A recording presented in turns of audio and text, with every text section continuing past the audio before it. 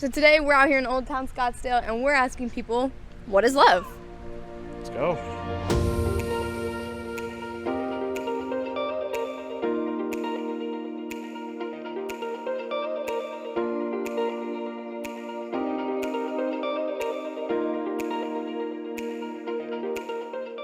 So we're out here in Old Town. I'm here with Jason and Courtney. And so for you guys, what is love? I'll start with Courtney here.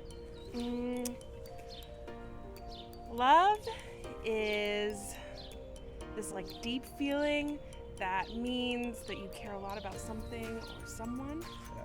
Love to me means keeping the ones you care for really close to you.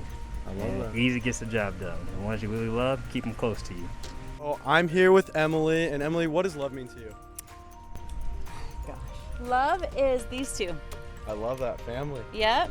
I think love is a feeling, and that it's something that we can generate, whether it be from gratitude and appreciation. What does love mean to you? Love means to me just being present with the people you're with, and I think just showing love with each person you meet throughout the day, like just trying to see them and listen to them and love them where they're at. Love is like very synonymous with truth. I think love and truth are basically the same thing, and it's just a force that brings people together and makes you feel connected. Love means getting to know somebody no matter what their story and trying to understand them and love them through their story and helping them get through what pains they have.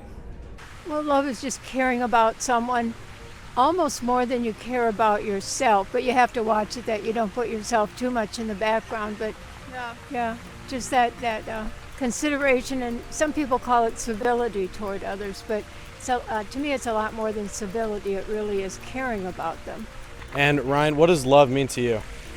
I don't know, sharing things in common with each other, caring about somebody, It means going, and I'm talking with regards to marriage, going through the long haul, putting up with each other's little quirks, and sticking together during the tough times, because there are going to be tough times. So that's what love means to me.